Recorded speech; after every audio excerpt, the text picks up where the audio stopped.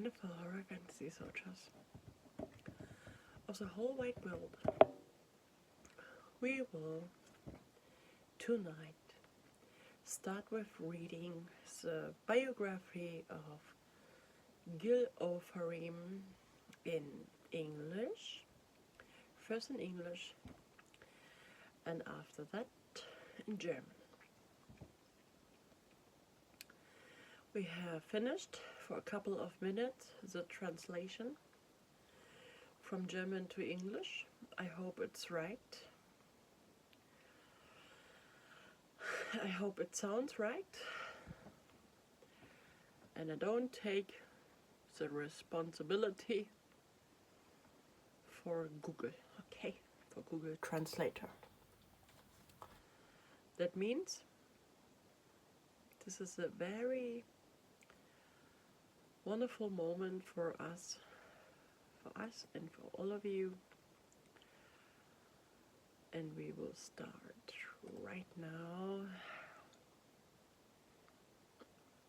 with English. Enjoy the time.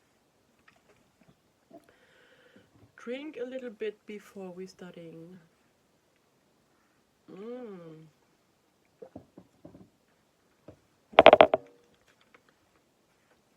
Searching for a cozy place with a warm blanket around your back, around your shoulders, around your hips, however you want it, wherever, whenever. And let's start. It's a biography. It's a biography in part. It's in part. It's a short part of his biography and a very interesting part. And in English, the name of the biography is Fredom in Me. And in German, Freiheit in mir. We start 3, 2, 1, 0, 0, 0. We'd like to share a few lines from our current book by Gil Ofarim, Freedom Within Me. Better saying. Although we still haven't gotten to the picture yet, and we won't be smirking. We promise.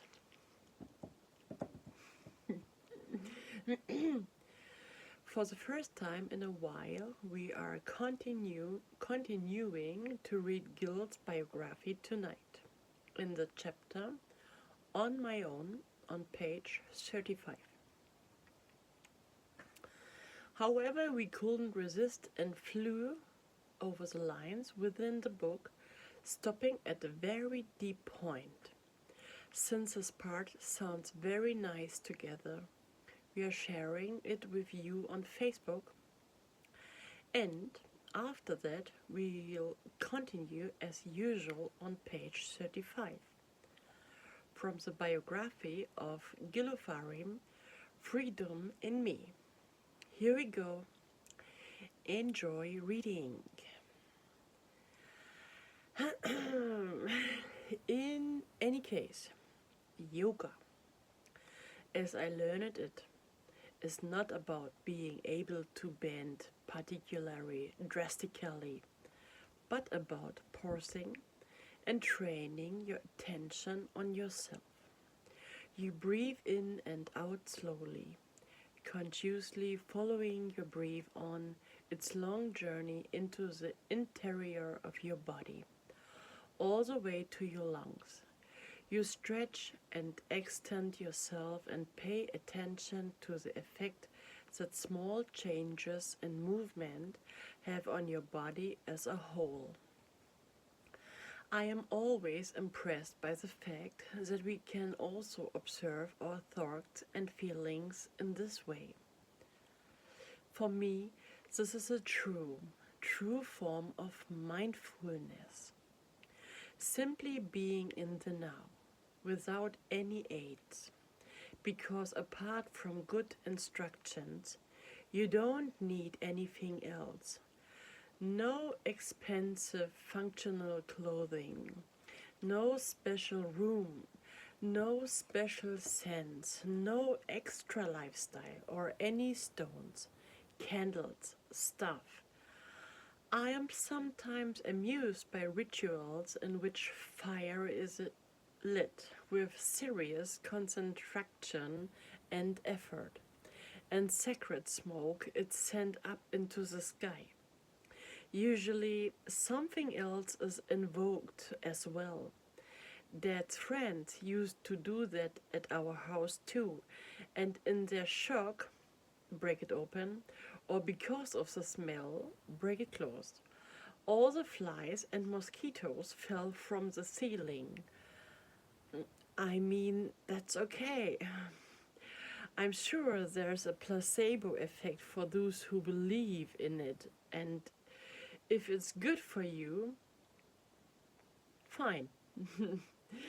I won't participate. This whole newfangled mindfulness industry has absolutely nothing to do with spirituality, in my opinion. To me, this is messianic persuasion, seems almost like a crucifix. In my view, it is esotericism under a modern guise or Jews, no idea how we can speak it out, and not all that different from any other fundamentalist belief. Unfortunately, out of a kind of childish defiance, I categorically rejected everything that came under the motto of mindfulness for a while. I first had to learn to differentiate what of it fits with my ideas, with my spirituality, and what, in my eyes, is nonsense or esoteric. And for me, there is a fundamental difference. Spirituality, as I define and live it, is when you believe in something higher. It is one of the most important pillars of resilience and transcends denominational boundaries. I'm not thinking about God or religion right now, but rather about something that seems plausible to me. Quantum physics has proven that everything, all of us, is connected by waves. If you ask me what God is, I don't know. I don't know. Does God, as you imagine him, exist? I have no idea. We humans tend to make a good out of everything we can't explain. In the past, we also had the god of water, the god of the sea, the god of thunder, the god of lightning, the god of fire. Everything was God. God here, God there, God everywhere. In some cultures, this is still the case today. In Japan, for example, dot. Yes, I know, not in Buddhism, but in Shintoism, the oldest Japanese religion, which is deeply rooted in the culture, in the song Wonders of Humanity. I sang with Ossie that even your ex can be your god. But you shouldn't take that as advice. For me, spirituality is the God within us, nature. Everything is connected, and yet it has an impact on us when a sack of rice falls over in Asia or a butterfly flaps its wings. When a drop falls from a rock into water in Antarctica, this tiny droplet joins other droplets, which eventually become a large wave that arrives somewhere, perhaps in Hawaii, as a mega wave for surfing. You can embrace the miracle and say, cool, I'm going to ride that wave. Proverb by Gil Ofarim. At least, that's how spirituality can be explained and understood for me. I also believe that everything in life should be in balance. That includes light and shadow, high and low, joy and sadness, pleasure and disgust, hate and love, anger and fear, yin and yang. None, or better saying, no one can be exclusively good. No one is only evil. We live in constant dynamism. There are people who experience this is an exaggerated way for whom this black and white is very pronounced. There are absolute bombshells on stage, but quiet and withdrawn before and after. Okay, done in English. That was a biography of Gil Ofarim, Fredom in me. Freiheit in mir in German. I have no idea if this biography exists in English too, but I think it's yet is it not to become in English, but maybe later. We will hope so. And now it follows the same text in German. Thank you for watching, for everyone who was listening and watching in English. And now we will follow the white rabbit in German. Okay. Bye bye as endless for everyone who is going right now. We will see us tomorrow, and thanks for watching. Buy his book if you like that, and kisses from Swain's Island. Okidoki, starting in German. Hallo unsere wundervollen Horror-Fantasy-Soldaten und unsere wundervollen Horror-Fantasy-Soldatinnen. Wir sind jetzt im deutschen Teil angekommen zu der Biografie von Gil Ofarim, Freiheit in mir. Wir lesen einen kurzen Text zusammen, den ich veröffentlicht hatte auf Facebook gestern, wenn ich mich nicht irre. Und da lesen wir jetzt genauso viel daraus wie gerade vorgelesen im Englischen. Also, schnappt euch eine Decke, legt sie euch über den Rücken rüber, packt sie euch über die Schultern, bindet sie euch um eure Hüften, macht es euch gemütlich, trinkt noch ein Schlückchen und auf geht's. Let's go! Aus unserem derzeitigen Buch von Gil Ofarim, Freiheit in mir, möchten wir ein paar Zeilen teilen, obgleich wir immer noch nicht bei den Bildern angekommen sind. Und wir werden auch nicht schmulen, versprochen.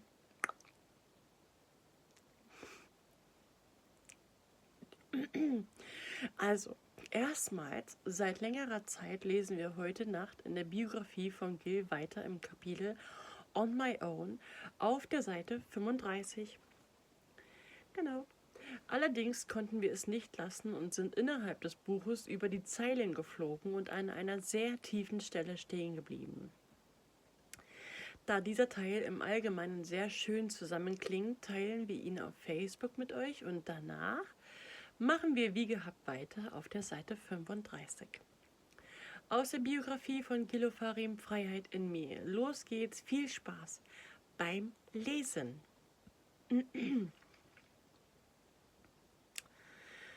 Beim Yoga, jedenfalls, so wie ich es gelernt habe, geht es nicht darum, sich besonders krass verbiegen zu können, sondern innezuhalten und die Aufmerksamkeit auf sich selbst zu schulen. Du atmest langsam ein und aus, folgst deinem Atem bewusst auf seinem langen Weg ins Innere deines Körpers bis in die Lunge. Du reckst und streckst dich und achtest darauf, was kleine Veränderungen der Bewegungen in deinem Körper im Ganzen bewirken. Eindrucksvoll finde ich immer wieder festzustellen, dass wir auf diese Weise auch unsere Gedanken und Gefühle beobachten können. Für mich ist das die wahre Form der Achtsamkeit. Ganz ohne Hilfsmittel, einfach nur im Jetzt sein. Denn du brauchst dafür außer einer guten Anleitung nichts weiter. Keine teuren Funktionsklamotten, keinen besonderen Raum, keine speziellen Düfte, keinen extra Lifestyle oder irgendwelche Steine, Kerzen, Zeugs. Ich amüsiere mich manchmal über Rituale, bei denen ernsthaft, konzentriert und angestrengt Feuer gemacht und heiliger Rauch in Richtung Himmel geschickt wird. Meist wird noch irgendetwas beschworen.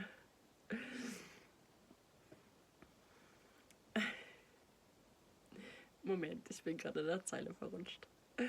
Okay, wir haben's. Das haben früher auch schon Freunde von Papa bei uns zu Hause gemacht. Und vor Schreck, Klammer auf, oder wegen des Gestanks, Klammer zu, sind alle Fliegen und Mücken von der Decke gefallen. Sorry.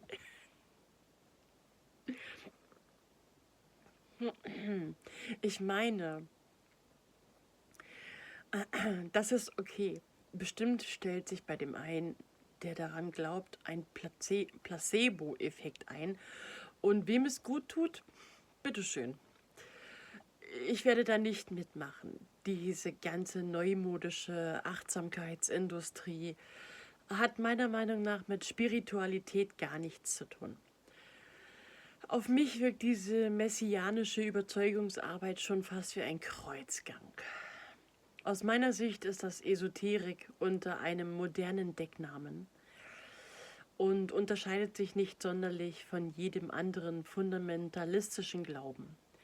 Leider habe ich aus einer Art kindischen Trotz deswegen eine Zeit lang alles, was unter dem Motto Achtsamkeit lief, kategorisch abgelehnt. Ich musste erst lernen zu differenzieren, was davon passt zu meiner Vorstellung, zu meiner Spiritualität und was ist in meinen Augen Humbug oder Esoterik. Und für mich gibt es da einen gravierenden Unterschied. Spiritualität, so wie ich sie definiere und lebe, ist, wenn du an etwas Höheres glaubst. Es ist eine der wichtigsten Säulen für Resilienz und überkonfessionell. Ich denke jetzt nicht an Gott oder Religion, sondern an etwas, was für mich plausibel ist. Die Quantenphysik hat erwiesen, dass alles, wir alle, durch Willen miteinander verbunden ist. Wenn du mich fragst, was Gott ist, ich weiß es nicht. Ob Gott, so wie du ihn dir vorstellst, gibt. Ob es Gott, so wie du ihn dir vorstellst, gibt? Fragezeichen, so rum. Keine Ahnung. Wir Menschen neigen dazu, aus allem, was wir nicht erklären können, einen Gott zu machen. Früher gab es auch bei uns den Gott des Wassers, den Gott des Meeres, den Gott des Donners, den Gott des Blitzes, den Gott des Feuers. Alles war Gott. Gott hier, Gott da, Gott überall. In manchen Kulturen ist das heute noch so. In Japan zum Beispiel. Und ja, ich weiß nicht, im Buddhismus, aber im Shintoismus, der ältesten japanischen Religion, die tief in der Kultur verankert ist. Mit Ossi habe ich den Song Wunder der Menschheit besungen. Dass sogar deine Ex dein Gott sein kann. Das solltest du aber besser nicht als Ratschlag sehen. Spiritualität ist für mich Gott, der in uns steckt. Natur. Alles hängt zusammen. Und doch, es hat Auswirkungen auf uns, wenn in Asien ein Sack Reis umfällt und ein Schmetterling die Flügel schlägt. Wenn in der Antarktis von einem Gestein ein Tropfen ins Wasser fällt, findet dieses mini kleine Tröpfchen mit anderen Tröpfchen zusammen, die irgendwann zu einer großen Welle werden, die irgendwo ankommt, vielleicht in Hawaii, als Megawelle zum Surfen. Das Wunder kann man annehmen und sagen, geil, die Welle reite ich. Sprichwort von Gil Ofarim. So ist für mich jedenfalls Spiritualität erklärbar und begreifbar. Ich glaube dabei auch, im Leben sollte alles im Gleichgewicht sein. Dazu gehört Licht und Schatten, Hoch und Tief, Freude und Trauer, Genuss und Ekel, Hass und Liebe, Wut und Angst, Yin und Yang. Niemand kann ausschließlich gut sein. Niemand ist nur böse. Wir leben in ständiger Dynamik. Es gibt Menschen, die erleben das überspitzt. Bei denen ist dieses Schwarz und Weiß ganz krass ausgeprägt. Die sind auf der Bühne die absoluten Granaten davor und danach. Aber still und zurückgezogen. Fertig. Okay, wenn es euch interessiert hat, kauft gerne das Buch Gil Ofarim, Freiheit in mir. Seine Biografie, es ist wirklich ein totaler Schatz, den wir uns da geangelt haben. Macht wirklich sehr, sehr viel Spaß zu leben. Es ist so unfassbar menschlich niedergeschrieben und hat definitiv einen sehr, sehr schönen und hohen Mehrwert, auch wenn das Buch schon ein bisschen älter ist, aber wer sich genau für die Punkte jetzt hier interessiert hat, die ich genannt habe, wie Yoga, Achtsamkeit, Spiritualität, Höheres, Quantenphysik, Musik, generell Rock'n'Roll, das Geld ist es allemal wert. Kisses from Heaven, folgt uns nicht, ihr euch nicht vegan ernährt und damit einen tierleidfreien Ethical Lifestyle mit anführt. Kisses from Heaven, Swain's Island, Melitta. Bis morgen. Schlaft rund, damit ihr nicht eckig werdet.